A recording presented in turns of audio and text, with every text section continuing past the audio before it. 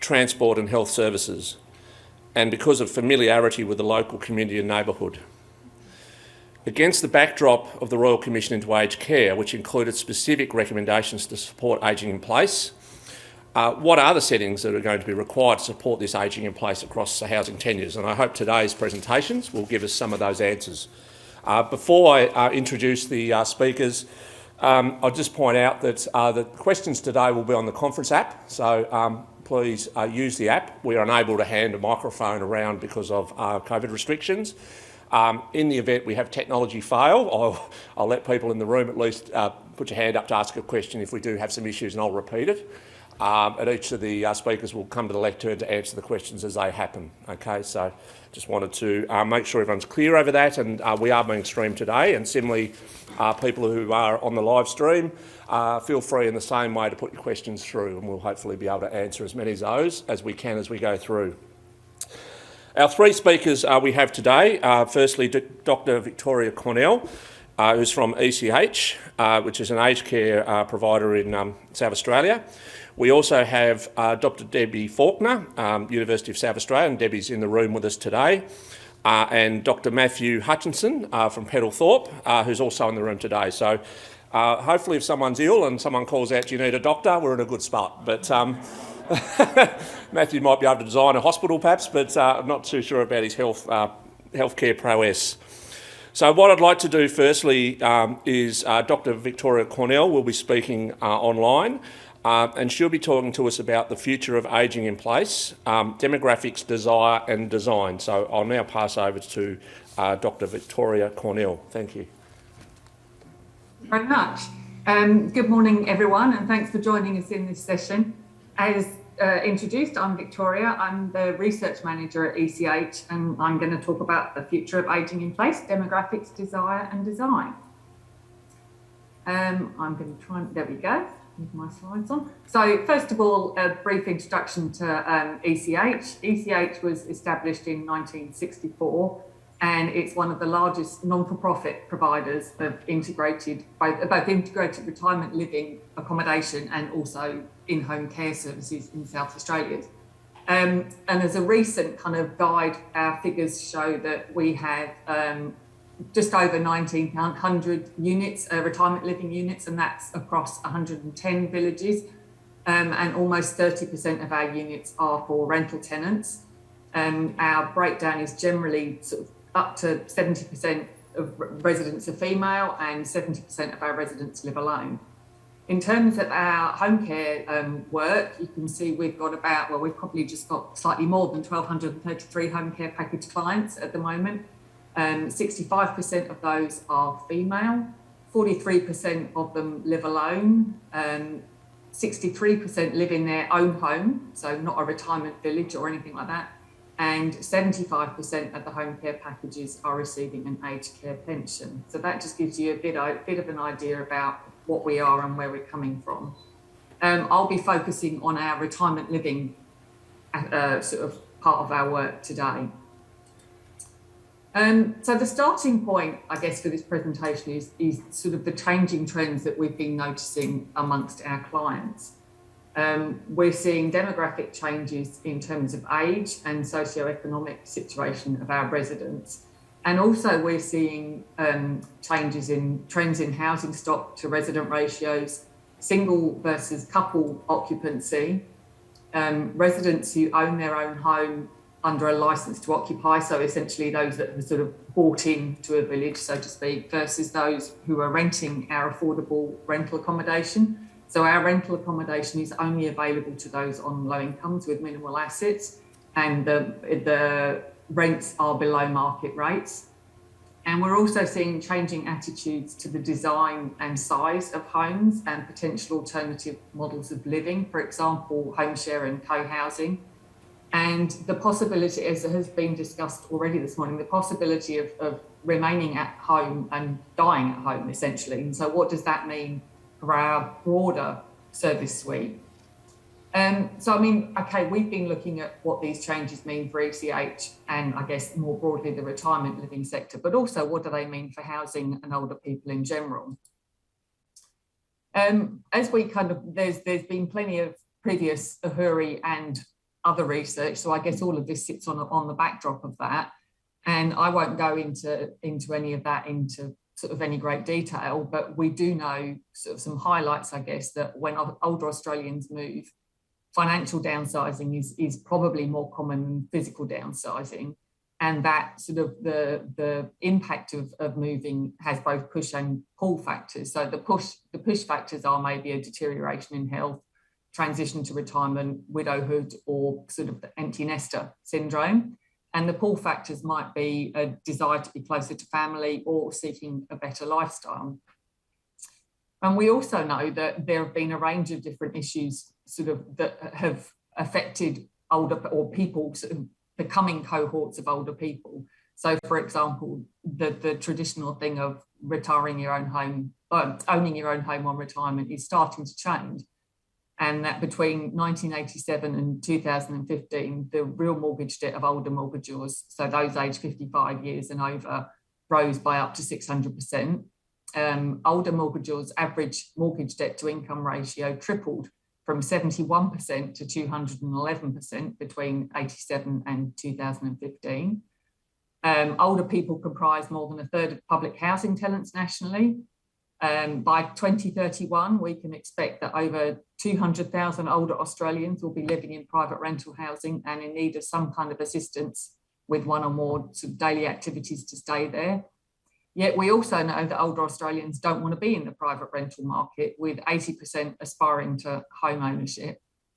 And while the number of bedrooms, building quality, and dwelling type are important, principally it's safety and security and having somewhere that feels like home that's the most critical thing, i.e. aspirations are driven by a desire for long-term, stable and comfortable housing. And that's something that Jane talked about this morning in terms of how can we be resilient if we don't have those things perhaps. And I think Michael mentioned it too. So in terms of demand, we do know that retirement living isn't the preferred choice. I mean, only about 6% of older people nationally live in a retirement village. We also know that broadly there's an unmet demand for appropriate, accessible and affordable housing for the large emerging cohort of older Australians. And that's due to a range of reasons. Inadequate supply of suitable homes, that includes both the size of the home, the location, the design, the cost. As previously mentioned, a reduction in home ownership among older adults, and private rental sector issues, which I'm sure everybody in the room knows more than enough about in terms of security of tenure, the length of tenure, the condition of the property, and what happens if you speak up, if the condition's poor and things like that. And we also know that there's a preference for ageing in place. And I think some of that is down to sort of lack of suitable alternatives, such as home design or homes that are designed well in a location that you want and that you want to retain your community ties. It's expensive and it's hard work to move home, and I mean at any age, but particularly when you get older. And there really is the perceived and probably very real bad deal in terms of buying into a retirement village, and or just lack of interest. There's a lot of people that don't want to live in a kind of age segregated community, but as I say, the contract options are often not desired, and also a lot of the retirement villages from a lot of the traditional providers are quite old, and the building design and the built environment kind of issues aren't being addressed as for the coming older cohort of people. So they're thinking, maybe I'll just renovate my own home and put solar panels on and thermally insulate it, rather than buying into a property that they see as being of a poorer quality. But not knowing if they can stay in their own homes and communities as they age is a real source of fear for older people, especially if the only perceived alternative is aged care, and things like the Royal Commission and COVID haven't helped that in any degree, in any respect, really highlighting the poor elements of the aged care sector rather than those that are doing very well. So as a snapshot of our demographics, as you can see from the graph, we've had been experienced a slow decline in couples over time, and that kind of was fairly, the trend was fairly continuing until pretty much last year.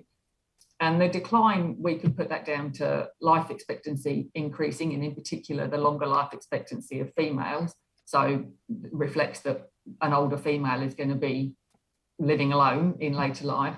And also that many of our residents would have moved in some years ago when they were part of a couple, and one of them has now died. So we were showing a higher single occupancy.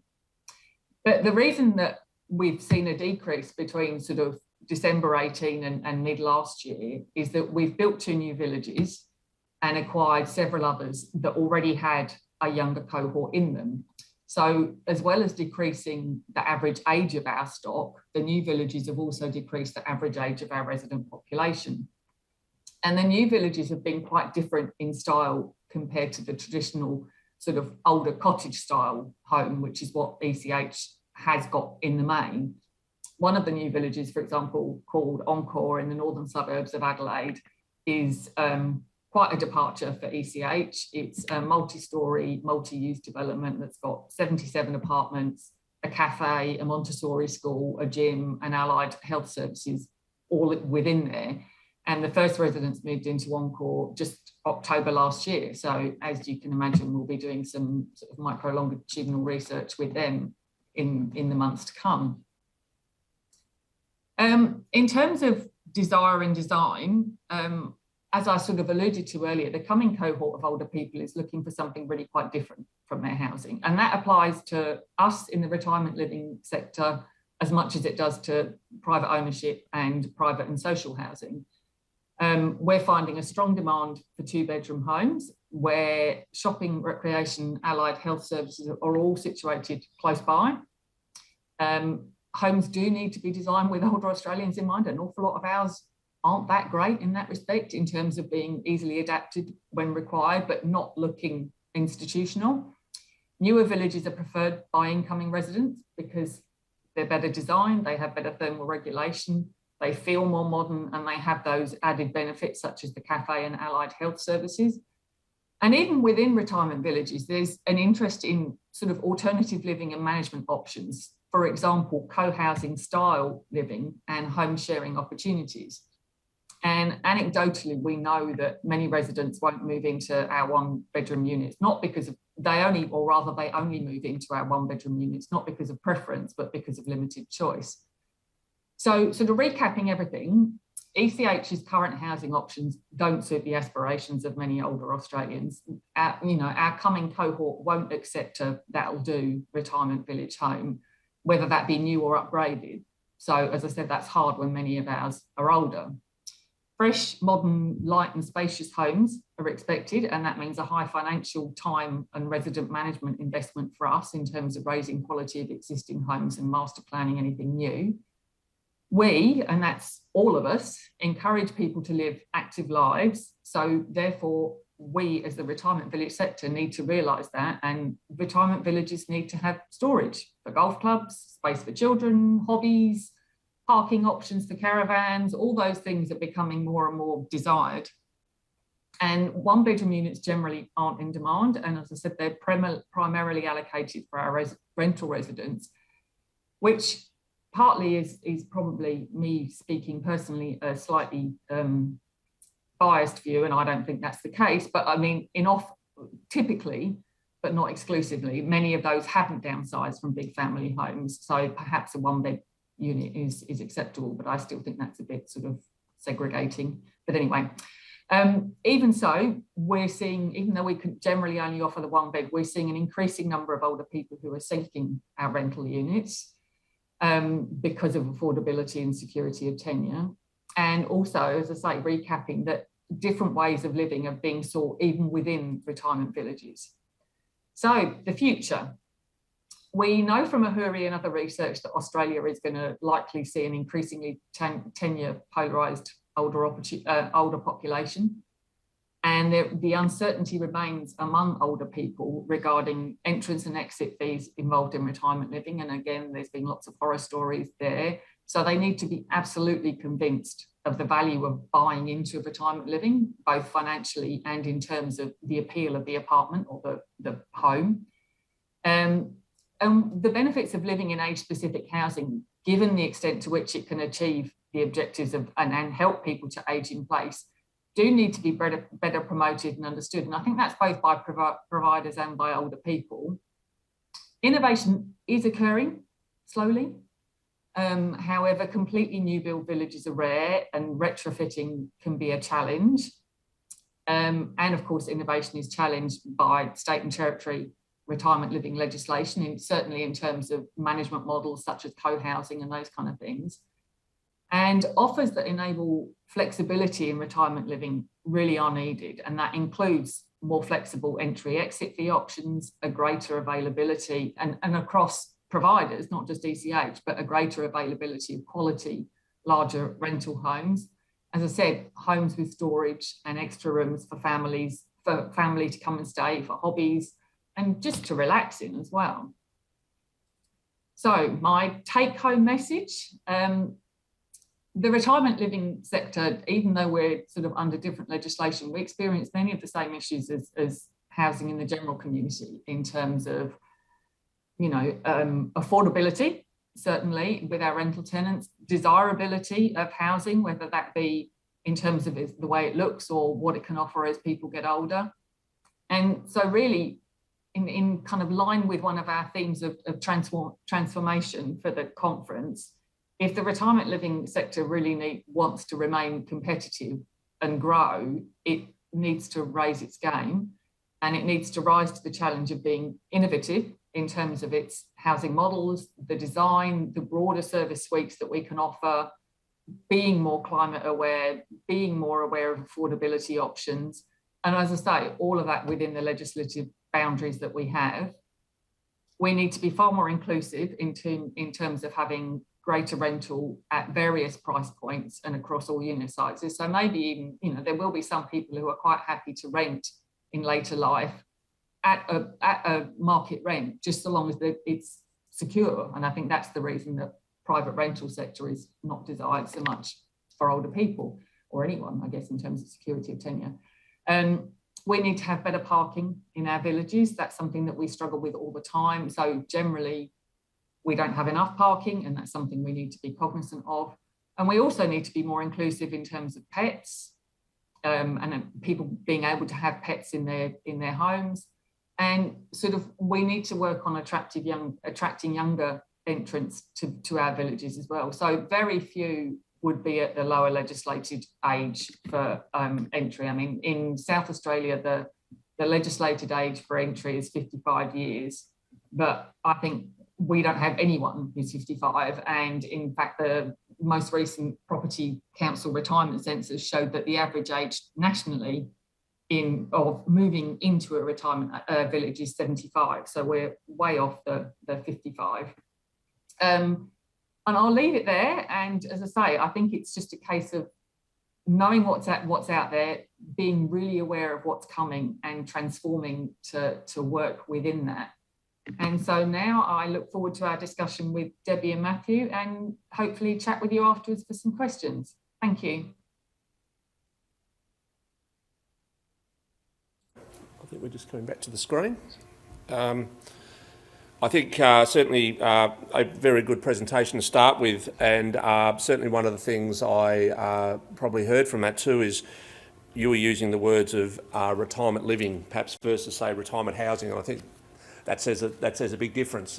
It is about how older people can live, and we heard from this morning from Jane talking about how people can be very disconnected and very lonely as they age, and particularly those on lower income. So I think what you talked about there is very much in line with the themes we're talking about. So thank you for your presentation, and we'll move on, and we'll come back to you fairly shortly when we're doing some Q&As. Thank you.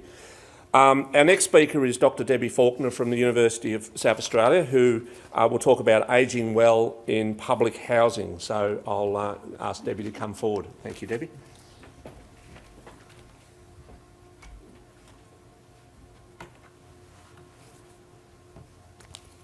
Now, how do I get this started?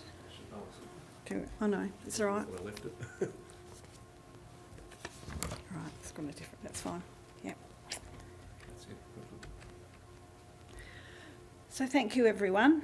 I'm here to present some research that Ahuri funded, so I wish to acknowledge Ahuri's funding of this project. and the project team members that were instrumental in completing this work. So the main objective of this research was to examine the challenges and possibilities for public housing authorities in supporting their older public tenants to age well. We explored this main objective through 6 interrelated questions. What are the policy responsibilities and directions of government and public housing authorities across the country with regard to older public tenants aged 55 years and over? What are the demographic characteristics and current housing circumstances of our older public housing tenants? The current and expected needs of older public housing tenants? What are the roles, responsibilities, challenges and possibilities facing public housing authorities? What policy and practice initiatives and innovations exist for older tenants within public housing authorities? And what are the advantages and disadvantages for governments of catering to the needs of older people in public housing?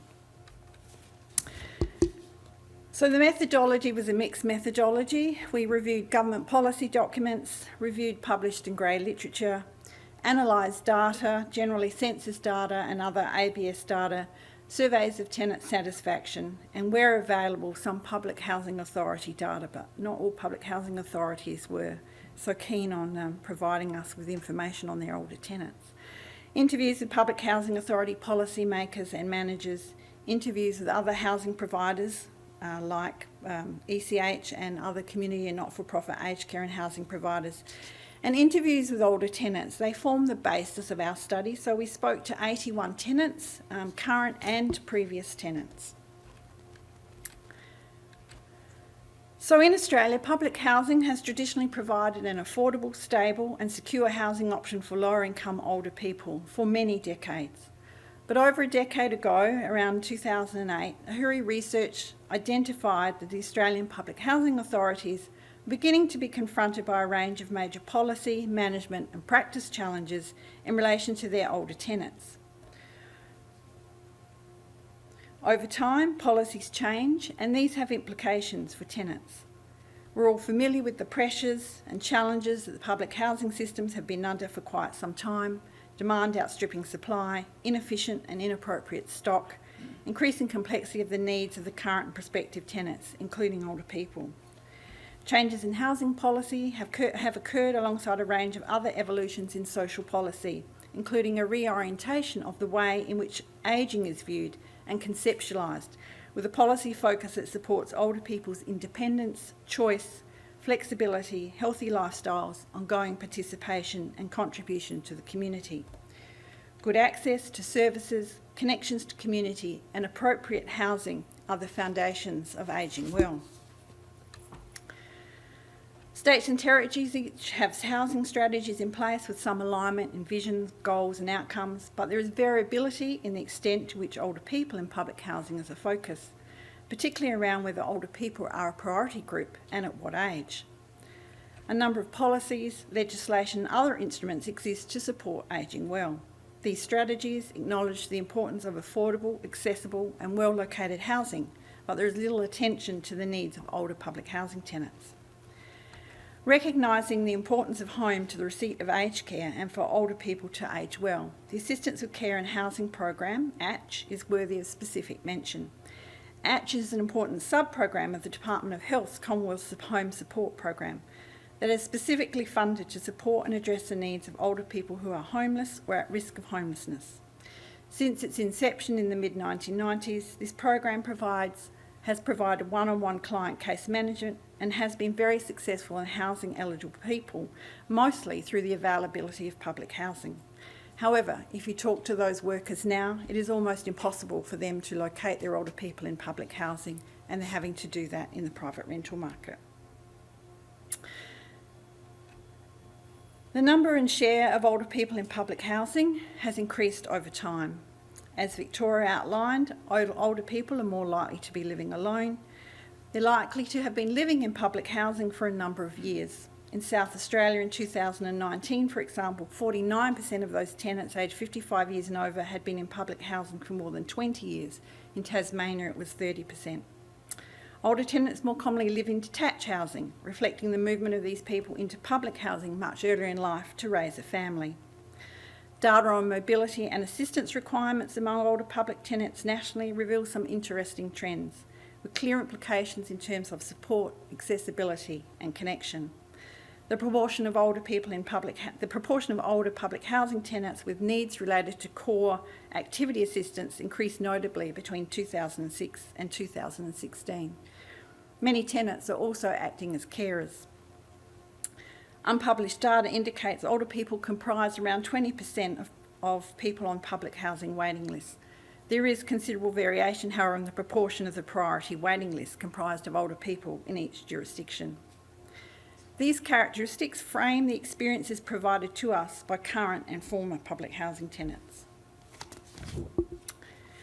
In examining older people's experiences in public housing, I'm going to let the older people mainly speak for themselves. Many of the older tenants interviewed noted that they appreciated their public housing tenancy, having a roof over one's head. Tenants saw their public housing dwelling as their home. Home is connected to a sense of psychological safety, comfort, happiness and a deep sense of place, particularly for the very long-term tenants ageing in place. Tenants strongly indicated the effort they personally placed in developing their home, including investing their own money in house modifications or improvements to make it feel like their own. For those who have lived in the same property or community for an extended period of time, this sense of place and connection is important for the retention and development of memories. For these reasons, many older tenants want to stay in the home in which they currently live as they age. Older people have a strong preference for at least a 2-bedroom home and resist any suggestion that they move into a 1-bedroom property. Even for those who would consider moving and downsizing, a 1-bedroom option was not attractive, and older people will tend to stay where they are if they can, if the options are not there. A key theme across the data collection in each of the states was the majority of older people prefer to live in age-specific housing estates and buildings, noting differences in lifestyle habits of other age cohorts. Practice across the states in this regard, however, and has continued to vary. Tenants living in these settings reflected on their experiences in terms of enjoying both similar life histories with older tenants and the peace and quiet afforded by living alongside others with more or less similar lifestyle values and habits. In the past, public housing tenants felt a level of security about the tenancy. However, this has changed over the last decade, and a significant number of participants raised concerns about this issue. For example, they are fearful of being transferred to another property due to perceived dwelling underutilisation. Some older tenants, particularly in Tasmania and New South Wales, felt they are on constant surveillance and that at any time the Public Housing Authority could decide to transfer them. In this way, tenure security for some tenants is concurrently tempered by housing insecurity. Some older tenants noted some anxiety about aspects of their dwellings and property that may become barriers to staying in their current home as they age. These include stairs inside and outside the building, steepness and size of the block, driveways, backyards and the surrounding neighbourhood, garden maintenance, bathroom access, a shower over the bath, a lack of handrails, or the ability of a dwelling to accommodate mobility scooters and wheelchairs. For some, however, it is the, have I skipped? Sorry, I've lost my place.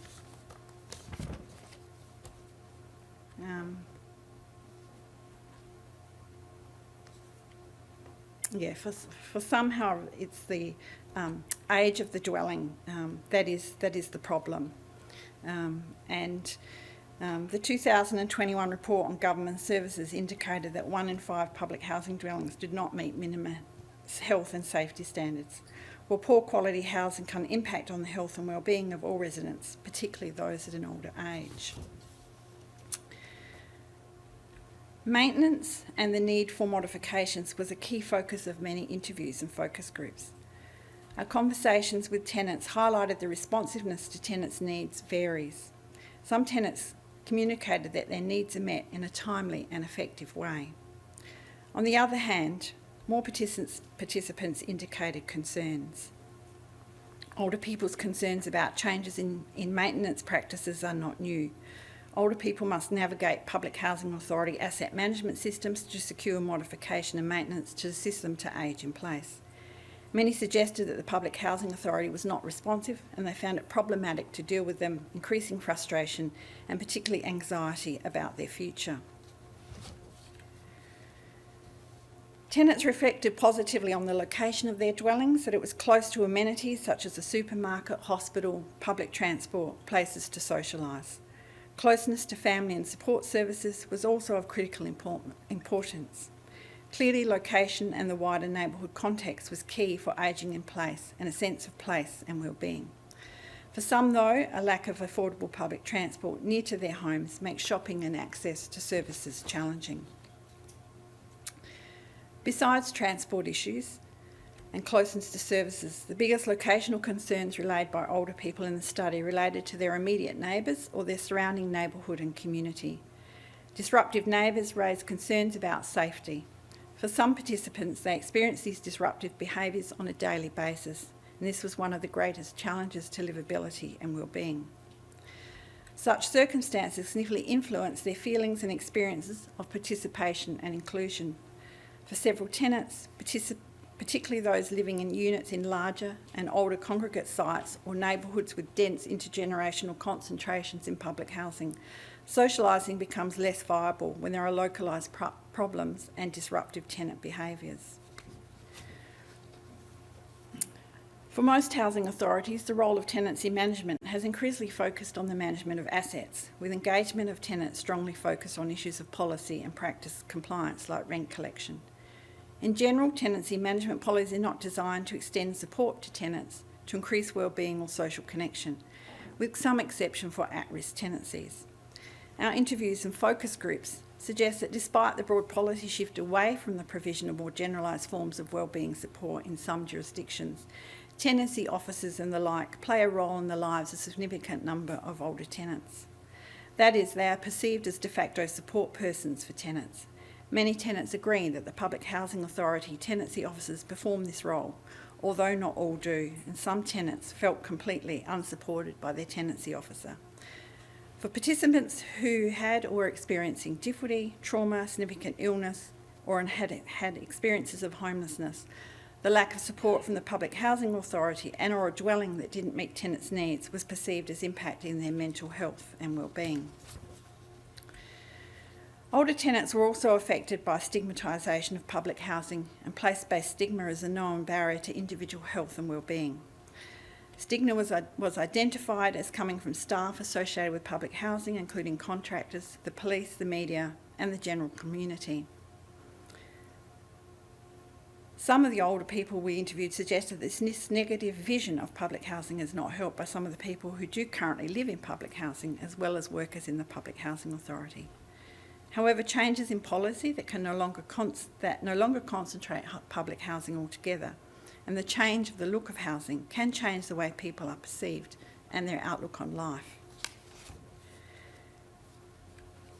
When reflecting on the older cohort of public housing tenants, the professionals interviewed often describe them as somewhat different to other tenant cohorts, both in terms of their individual and collective support needs and assumptions about older people more generally.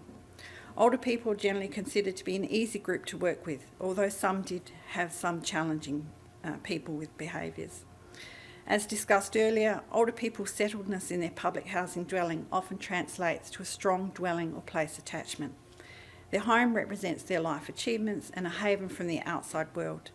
Public housing staff actively recognised the importance of value and home to older people's well-being and understood the dilemmas older people face when changes may need to be considered or made.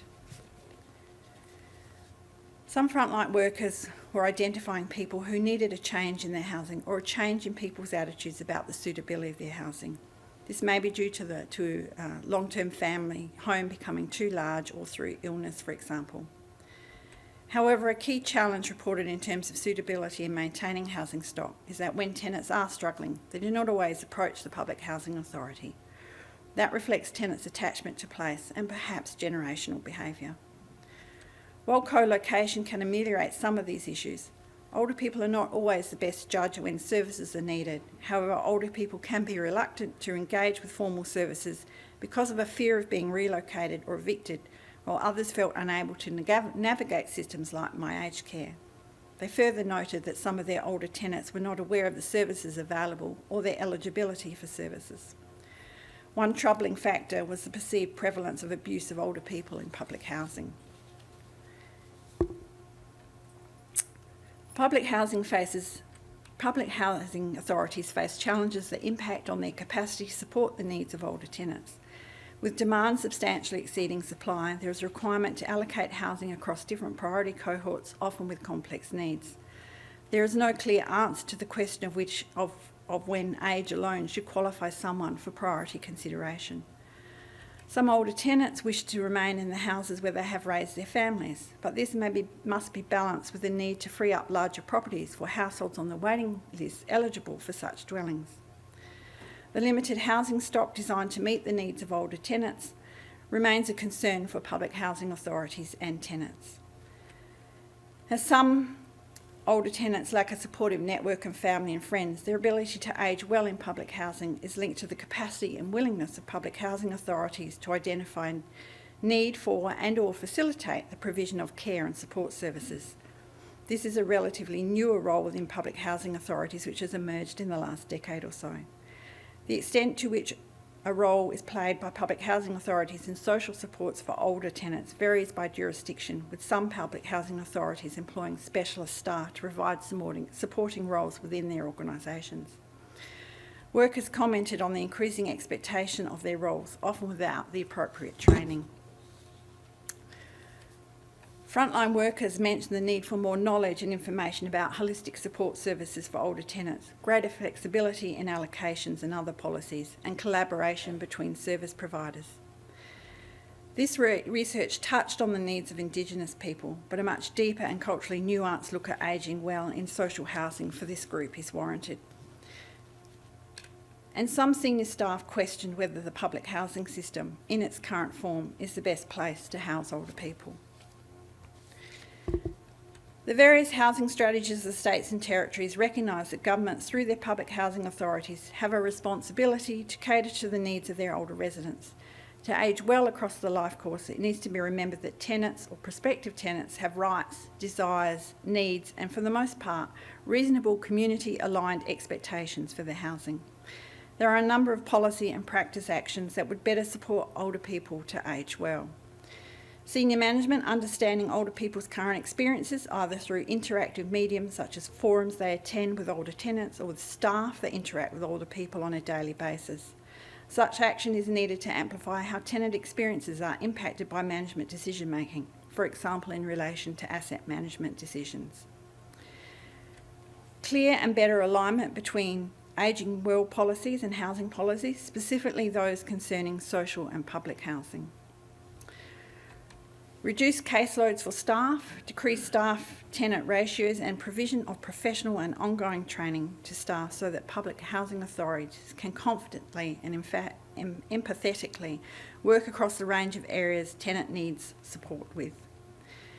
The introduction or expansion of tenancy support or practitioner roles with an express purpose of prioritising person-centred support.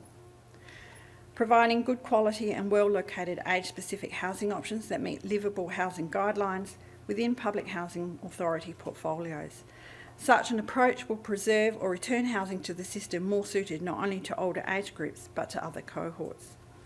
Development of feedback mechanisms for innovative projects, structures and approaches within the public housing sector and beyond in order to support them to be scaled up for wider community benefit. Moving beyond the mindset of just being a landlord, the modern public housing authority role requires understanding of the totality of the needs of people in public housing and on waiting lists. Public housing authorities should develop a clear knowledge of clients' needs and aspirations matched against the characteristics of the assets available, with these data supported by appropriate data and technology infrastructure and analytical capabilities. Continuing to develop and learn from partnerships with other housing providers to develop supporting housing environments where tenants feel valued and supported is important. Thank you.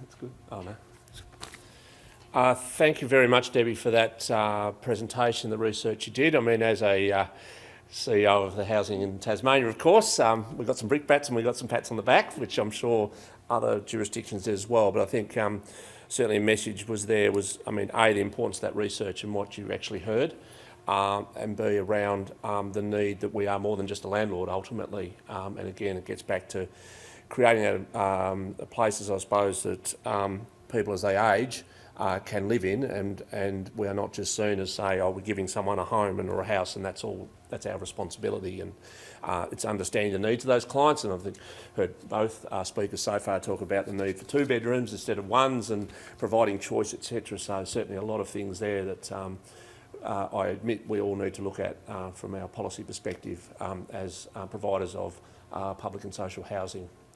Our third speaker today, hopefully he won't be having a go at me as much as Debbie. I'm only joking. No, you're quite all right there. Thanks, Debbie. Yeah. Our third speaker today is Dr. Matthew Hutchinson. He's going to talk about my space, your space, our space, and how co-located housing might help us age in place for longer. So I'll ask Matthew to come forward. I'll just also say I'm getting a few questions through, which is great, so keep your questions coming on the app, everybody. Thank you. Thanks Matthew. Very much, Pete. Cheers.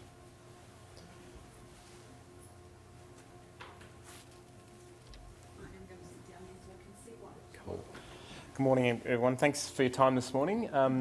Look, just briefly, the content of the presentation is going to try and explain the title a little bit. First up, give us some context and background around the presentation itself. A possible housing concept framed a little bit out of my PhD research and its potential application. And it's not like it's brand new in any sense, but it just perhaps helps frame some of the discussion at the moment. So my space, your space, our space was sort of a handy title that seemed to come out of the relationships that were emerging out of research that I'd undertaken with a PhD. And the suggestion was that there was some potential benefit in older people, particularly being co-located together in the sense that I've got some space which is perhaps connected to my outside space. You've got your space connected to your outside space, but we've also got our collective space, which is a place that we can sort of share and communicate.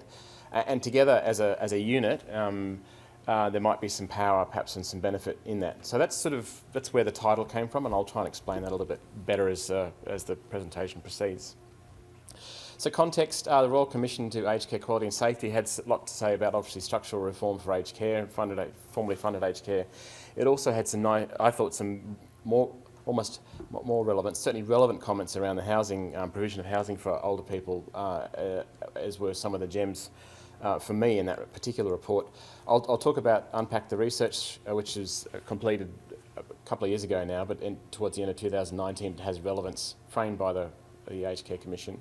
Obviously, we've got other context in terms of the current pandemic ongoing and also just the housing crisis in terms of affordability, etc., which is continuing.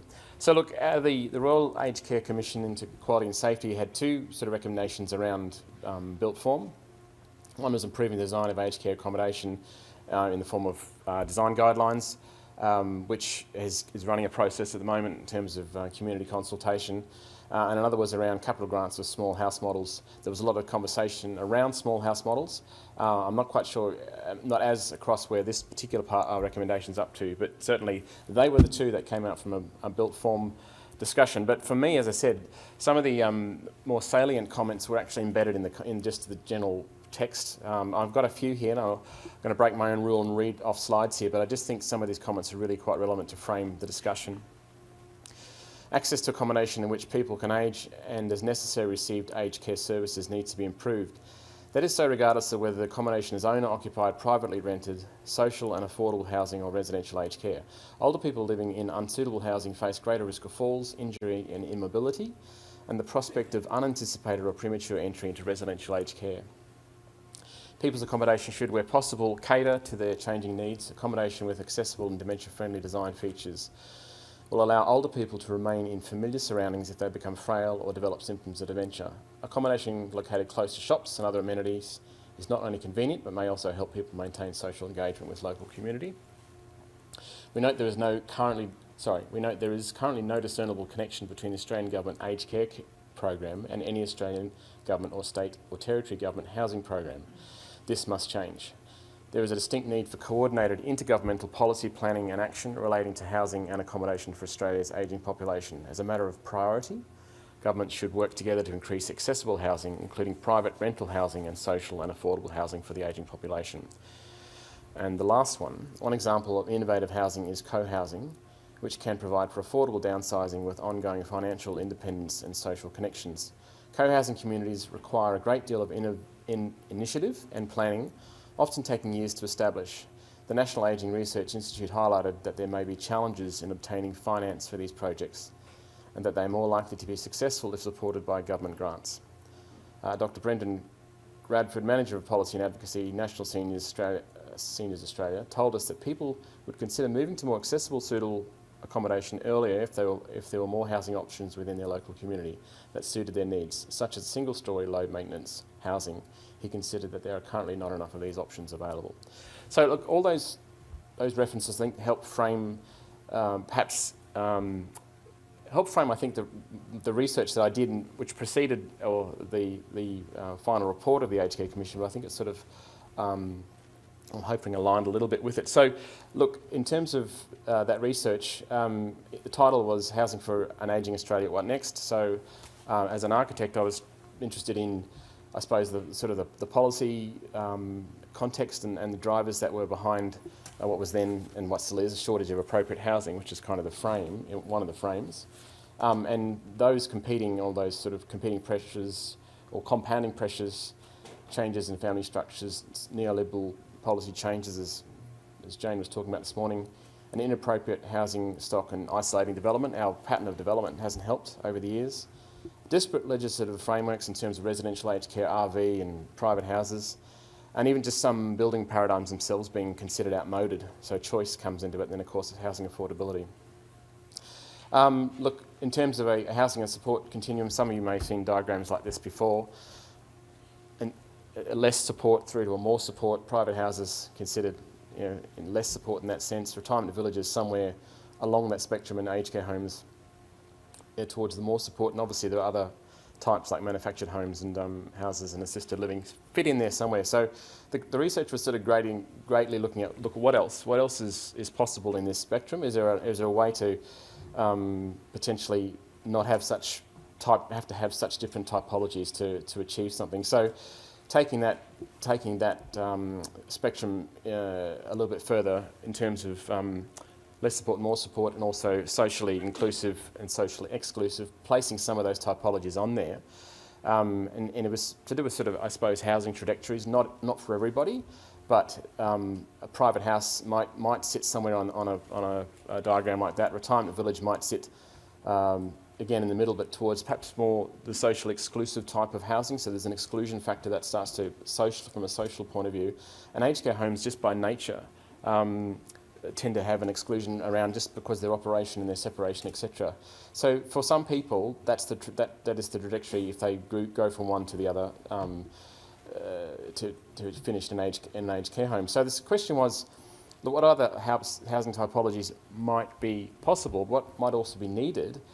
Because there's already pressure on the system to suggest that, are there ways of staying in housing that's perhaps more socially inclusive before aged care home higher support's needed? And it's not to say aged care homes are going to disappear anytime soon, but is there a way to sort of, to allow people to live in community for longer? So the research used a sort of an ecological approach to its investigations, putting an ageing person at the middle with all those sorts of aspects that surround the person.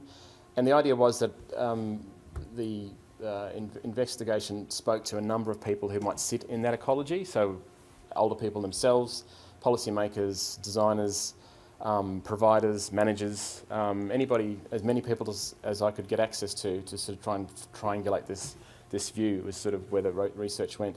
So it was a grounded theory type approach for those who are familiar with that sort of research base. So obviously lots of data in the form of what we call codings, lots at the beginning, and then you essentially concentrate those down to focus codes and concept categories, and then some I came up with 12 performance brief aspects, which became, if you like, sort of like almost a design brief, because it was in essence that. So 12 points, which I'll talk about in a minute. And there's another diagram there, which it was another way of putting all those points together in sort of an ecological sense as well. You don't have to take all that in one go, but the idea was that it framed where these concept categories sat, and which then generated the 12 design aspects on the outside, which come down to 12 dot points, which is, I probably could have started there, but I thought I'll just give you the background. So look, obviously these were from the research point of view, were the sort of the salient points that came out around housing typologies for older people. Obviously it needs to meet need. Normality was a very large category in this sense that that housing wanted to look normal and allow people to have normal lives, whatever. I mean, it's harder to find normal, but we all sort of know what it means when you talk about being normal or about normal life. Support autonomy in the sense that people are obviously in charge of their decisions. Offered connection and community, so connection within itself and also connection back to community. Proximity and privacy, which is a bit where the my space, your space fits in, that I have domain, I have some space, but I'm not that far from other people who also have theirs. So we have that ability to have our own private space, which you've got yours, but you're not far away, if I can use that. But also to design it in such a way that it permits and supports care or support, whether that's formal care, as in formal agencies coming in, or mutual self-support, even to the point of, as Debbie said, people just looking out for each other. That informal sort of view. Relatable scale, so the size of the development was interesting. I'll talk about that a little bit in a minute. People need to relate to it, feel like it was something they could be part of or could relate easily. Physical design is obviously a huge category in terms of its accessibility, its ability to support changing needs, aging people, etc. Evolution, sustainability. So there was a sense that yes, the home could support changing needs, but also that potentially as a housing type, and even if you will, a typology or even a business type model, it needed to be something that could be sustained into the future. Financially accessible, obviously to meet that need, and I didn't go into tenure types or whatever, but potentially what gets talked about could suit a sort of a rental style or model, for instance. Security of tenure, again, was just that the tenure itself would be of a type that people would not be afraid that it would be kicked out, so we're talking about longer term leases, etc. And then responsibility, which is sort of which is almost was one of the key framing elements at the beginning of the research, suggesting that because of the way, if you will, government policy was suggesting that people needed to take more and more responsibilities, this neoliberal sort of view that you need to be responsible for yourself as you go through life. So a housing setting that could, if you will, support that responsibility or as best you could, was also a feature. So relationally, this is where I sort of got to in the thesis in terms of a diagram. So the idea that perhaps on a suburban type block, you could have multiple dwellings, so that everyone has, if you will, independence and autonomy in themselves. They've got some access to private space. They've got access to community and connection. The place itself is within the community. It's easily permits formal support as well as connection back to the community. So it's setting up those were sort of some of the relationships that came out. There seemed to be it was quite a strong interest in that sort of co-located, not necessarily co-housing, but a co-located approach to existing.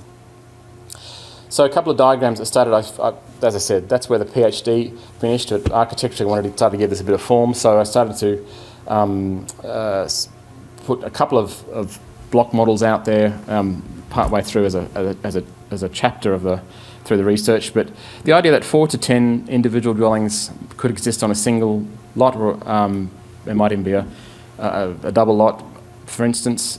Single or double story. The double story option would be interesting to explore a bit. Located within practical walking or mobility scooter distance to public transport. Communal outdoor spaces, as I said, private outdoor spaces. Reduced car spaces with dedicated care providers. So the reduced car spaces was perhaps about, look, there's a future of a nuance, if you will, but a town planning possibility that not everybody will have a car or want a car, and that you may be able to negotiate a number of car spaces for something like this. But also was really interesting was that having talked to some community care providers, they say, look, the number of times we just cannot get somewhere because we can't find a car park. And that's whether that's a high rise or whatever. And I thought this is, in terms of this, that's going to feature as an in-home care provision in the future, some sort of consideration around the fact that people will want to come here formally to perhaps provide some sort of services for older people. Let's give them a dedicated car space, a legible front door. And then storage for mobility scooters and other relevant equipment. So, look, I'll give it a little bit more flesh. I know there's some other people have done some other work like this sort of sketches around co-housing on small lots. So this is not a new thing in itself, but just to give us a bit more flesh, individual dwellings, perhaps sort of 4 on a single lot, or maybe sort of 8 or more on perhaps a double lot. So they've all got their own space. They've all got their own private individual spaces. They've got access to communal spaces, which, and again, perhaps if it's co-joined, could be just increase, be a larger space for increased social connection. Dedicated car space, as I said, with proper access to provide care services within. Storage for mobility aids, as mentioned. And the idea that if there are a number of these in an extended sense around an area, multiple sites within suburb, region or locality, and there's an intergenerality aspect, I suppose, within the community. So this is not necessarily a large seniors enclave, but perhaps peppered through existing suburban areas or urban areas in a sense. And potentially an efficiency in formal service delivery. So if there's a number of these in a location, then there might be some benefit to that. So look, just past some parting thoughts.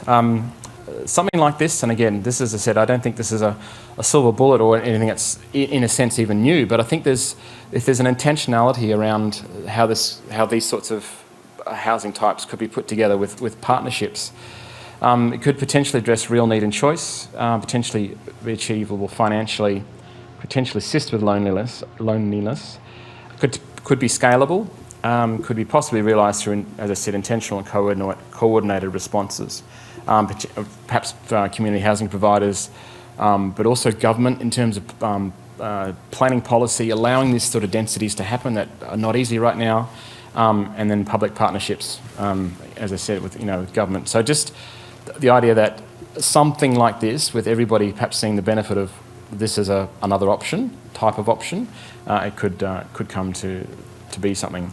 Potentially allow people to age in place in community for longer, delay entry to residential aged care, and in so doing responding to the Royal Aged Care Commission's call. That's it. Thank you.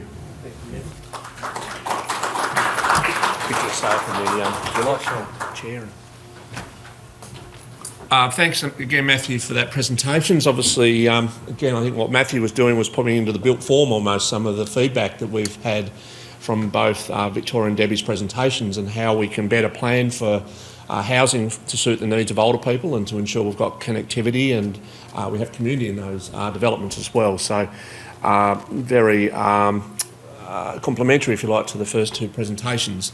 We've had some questions coming through, so hopefully Victoria is still with us. I can answer one of the questions myself, which I don't know if you're supposed to do, but someone asked about where can you find the livable housing guidelines. They're actually available on the website. I think it's liverablehousingaustralia.org.au. Signed guidelines, they're pretty accessible.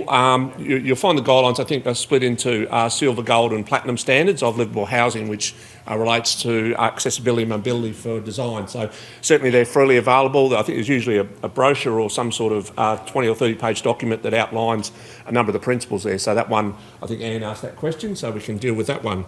So great to see you there, Victoria, because the first question's coming your way. It was... as he tries to scroll down, now he can't for some reason.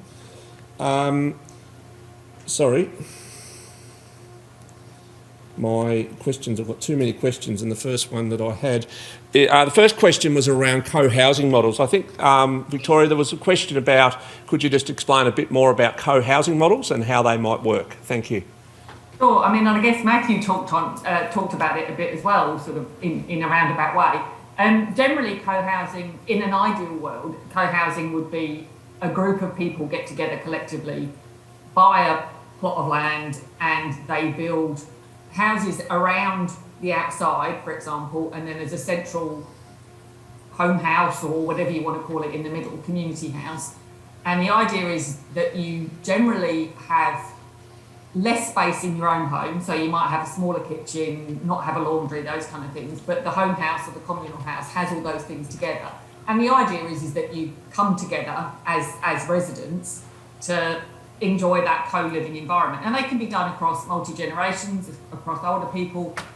And so that's sort of the premise of it. They came out of the Northern Europe years ago, and it's not something that we tend to do that much of here. But some of the residents that we have, and also some older people that we spoke to that aren't our residents, have said that they kind of like that model that's small, so that it's smaller and it's sort of co-housing light, I suppose, if you like, so that they can choose who they live with rather than move into a village that's already existing, and choose perhaps a village that has a group of kin gardeners, so they might have a community garden within their scheme and that kind of thing. So it allows for like-minded people to come together rather than we are older, so you can just live in the same spot. I think that's kind of where our sort of research has shown that co-housing could morph a bit. Okay, I might just have a follow-on question, and I'll pass over to Debbie for one. This may be you, or it might also involve Matt, but there was a question then about what's the difference between co-sharing and co-located housing? Victoria, you sort of...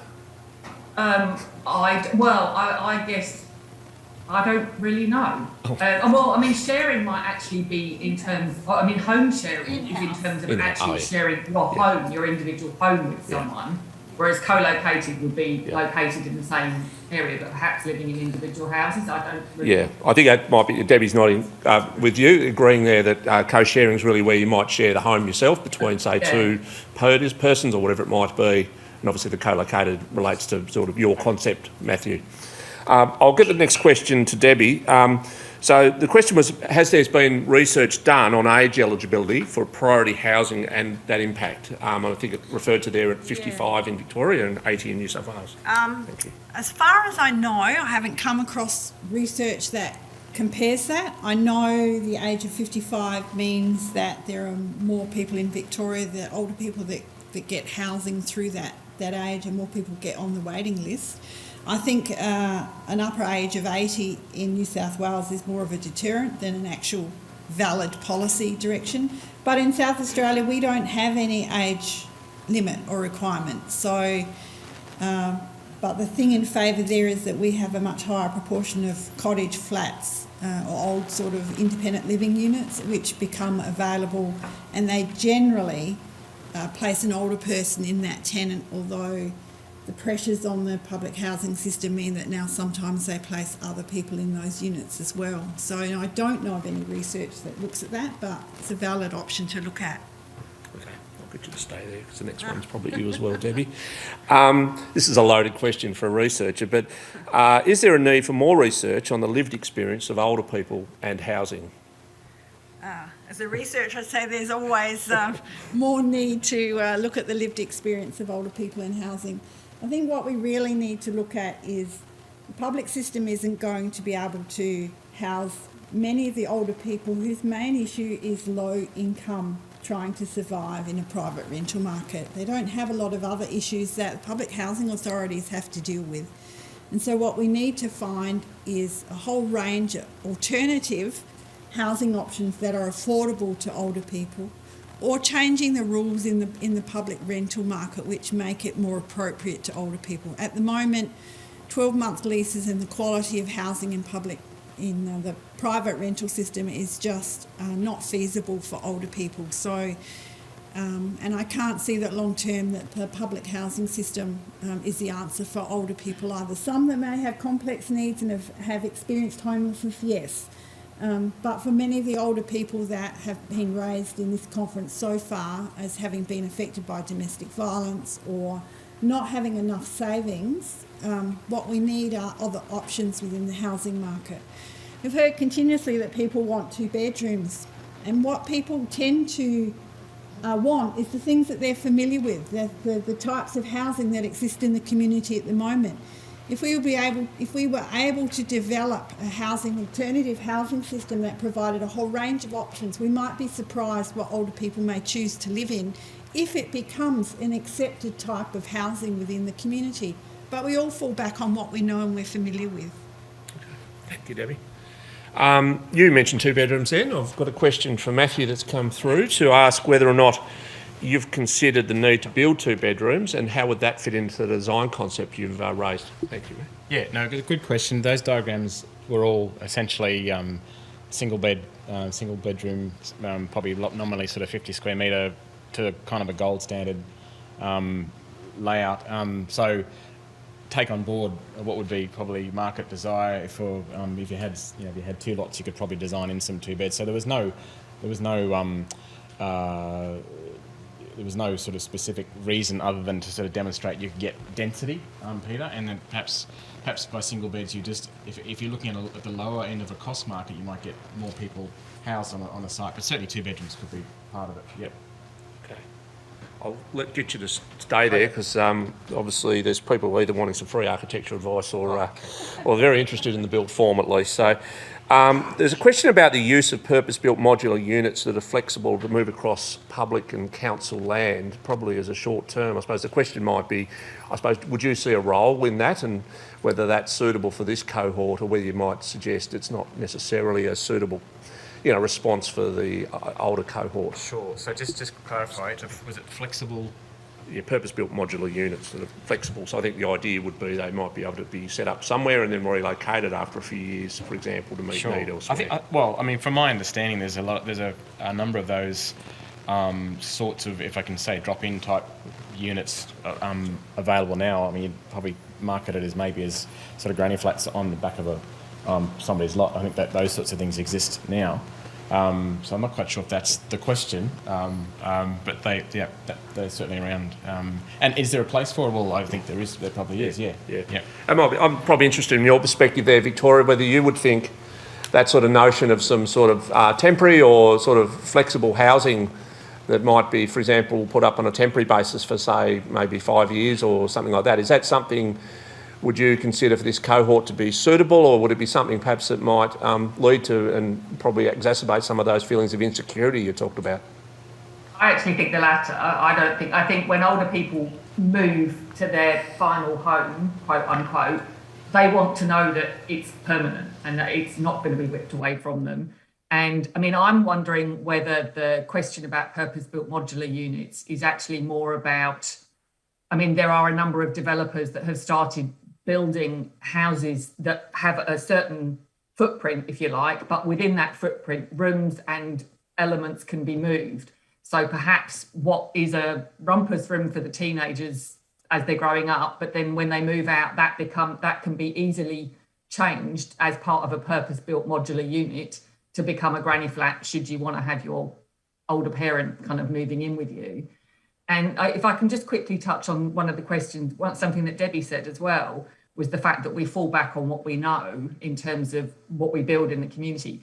I would say that is so true because I mentioned earlier the multi-storey development that we've done, and I've started talking to some of our residents there, and I was really surprised that they would be moving off their quarter-acre block into a 2-bedroom unit and blah, blah. And so many of them have said, we've been looking for something that is just like this for so long that's in our area so that we can keep our ties.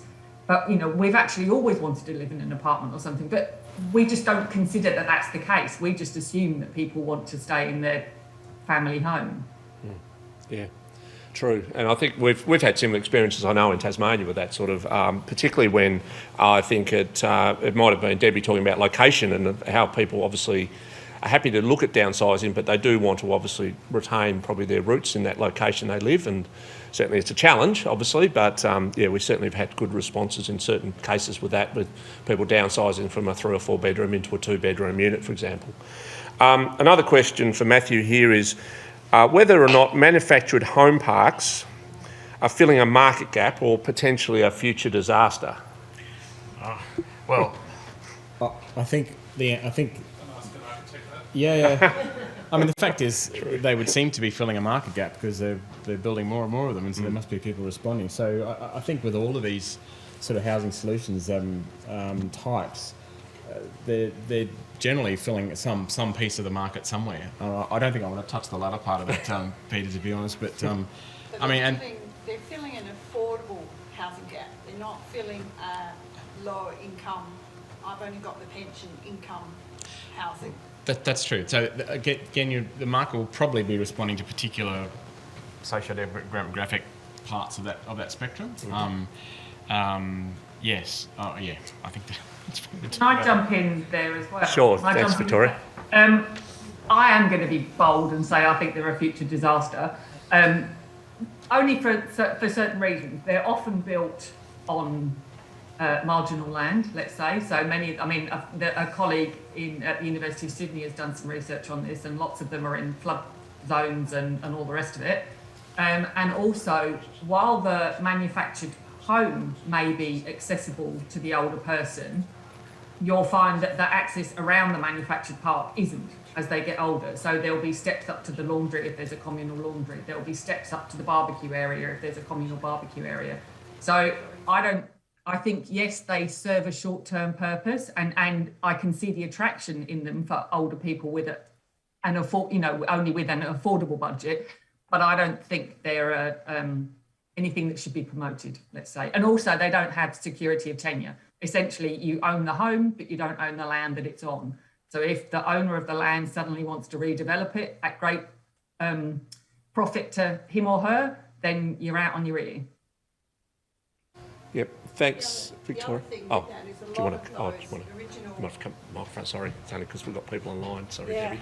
A lot of those residential parks and caravan parks have been located on the beachfront and on prime, that is now seen as prime land. So the lower income people that existed in those places now need to move on because the properties are worth a lot more and are being sold. And so if they are redeveloped as residential parks, as I said, it's more the higher affordable level than for the majority of older people who have very little savings and are reliant on the pension. So that's a disappearing form of housing for older people, and that, I guess, is what's changed the landscape as well, is that there were other options besides public housing, so it balanced out. Now a lot of the demand is just focused on public housing because the other options are no longer there for one reason or another. Sorry, I can't get onto the... That's quite all right. I'm going to make a comment that's probably going to... I'm not sure how people are going to take this comment, but something that you were talking about earlier where people are aging into their properties that have been their family home for 30 years and they felt very insecure about the risk of losing their home because it was no longer suitable for them. That conversation is something that I don't think happens enough, and it is really put on the frontline workers, whether they're tenancy, whether they work in the asset management side of things, to have those conversations. And I think there needs to be a bit of focus on part of the age, the supports to actually have those difficult conversations. And most of us who work in the public housing, community housing sector, we're the ones who are having those conversations. And to be honest with you, they very rarely go down well, no matter how you put it, and no matter whether you put choices and better what you believe is a better choice.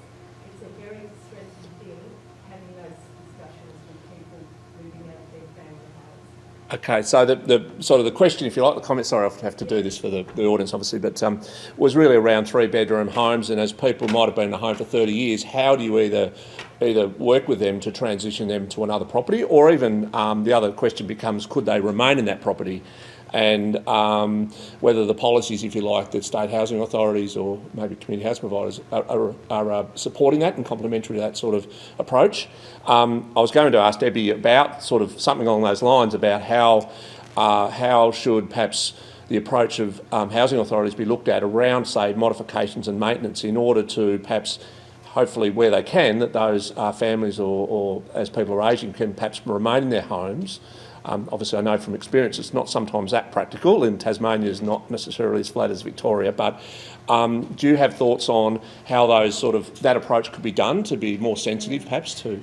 I don't know, it's a bit of a difficult one because a lot of older people who have been there for that period of time actually live in very old public housing that maintenance has declined over time, and so for everyone's benefit in some respects they would be better moving into something different. So I guess it's understanding what they need and somehow finding some process of what's the maintenance that could be done to make it livable until they're no longer able to live there, or some mechanisms and discussions that allow older people to understand and see what the other options might be for them in the public housing system in their area. I mean, I think it's a really difficult situation. Yeah. And Victoria, I suppose I might ask you how you tackle this as well. I think you talked about perhaps how some of your portfolios perhaps not necessarily that well aligned to the needs of your clients, and how you might work with them where you may have to have those conversations, if you like, and difficult things about relocation or maybe even looking at modifying properties, etc., and whether you have an approach that works. Thanks. Yeah, I mean, I guess we probably generally have the reverse in that we've got too many one-bedroom units because they were from older traditional retirement village style settings, or designs. So with those, the challenge is essentially waiting until two of them next to each other are vacant at the same time, or working with the remaining resident of one if one becomes vacant, because essentially they, for the most part, they'd be better off being knocked through if that can be done. But of course, again, in some villages that's not a design option either. So I think for us the biggest issue is, well, it's threefold. It's and it would be the same in some public housing authorities as well, I assume.